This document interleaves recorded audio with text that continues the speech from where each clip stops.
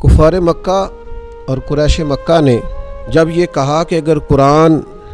حق ہے تو پھر ہم پر آسمان سے پتھر یا دردناک عذاب کیوں نازل نہیں ہوتا،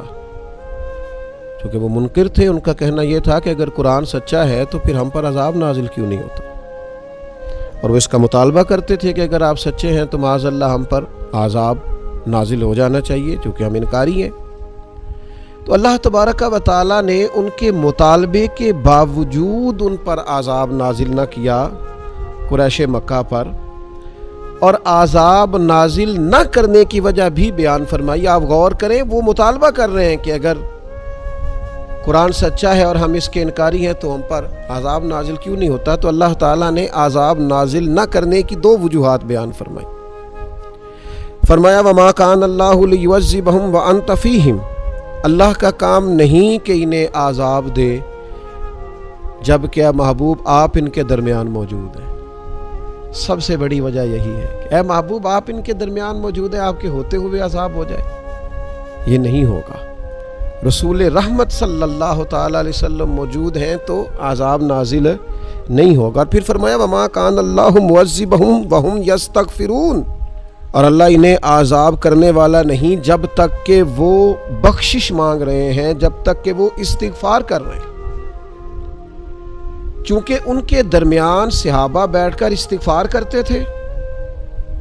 اللہ تبارک و تعالیٰ نے ان پر عذاب نازل نہیں فرمایا۔ ایک تو یہ کہ نبی کریم علیہ السلام موجود ہے، اور دوسرا حضور کے غلام وہاں استغفار کرتے۔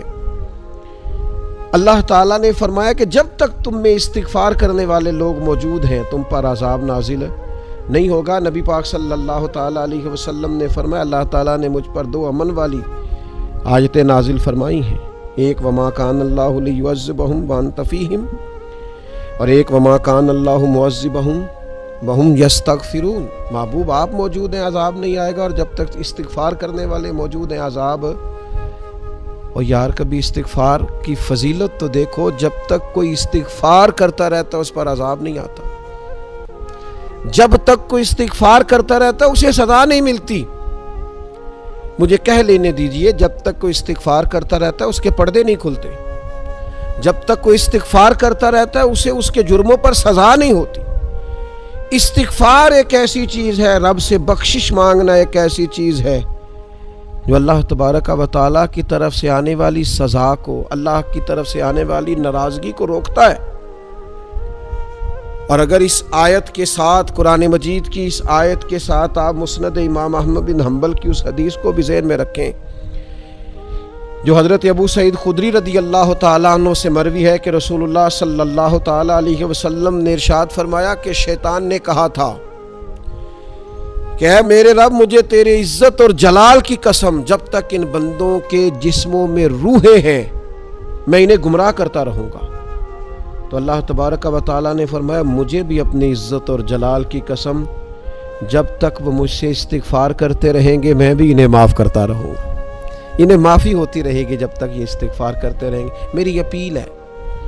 ہر اس شخص سے جو کسی بھی مشکل کا شکار ہے، کسی بھی آزمائش کا شکار ہے، کسی بھی ذہنی پریشانی کا شکار، وہ کسی بھی قسم کے دباؤ کا شکار ہے، کسی الجھن کا شکار ہے، کسی تکلیف میں ہے، کسی درد میں ہے، فقر میں ہے، آزمائش میں ہے، قرض میں ہے، بیماری میں ہے، پریشانی میں ہے، وہ اپنے رب کی بارگاہ میں استغفار پڑھے۔ استغفر اللہ ربی من کل ذنب واتوب الیہ، کثرت کرے، نہیں تو استغفر اللہ استغفر اللہ استغفر اللہ کثرت سے پڑھے۔ کسی بھی صورت میں اپنے مالک کے حضور استغفار کرتا رہے، کرم ہوتا رہے گا، رحمت ہوتی رہے گی، بخشش ملتی رہے گی، اللہ درگزر فرمائیں گے۔ اللہ تبارک و تعالی ہمیں جڑ جانے کی توفیق عطا فرمائے۔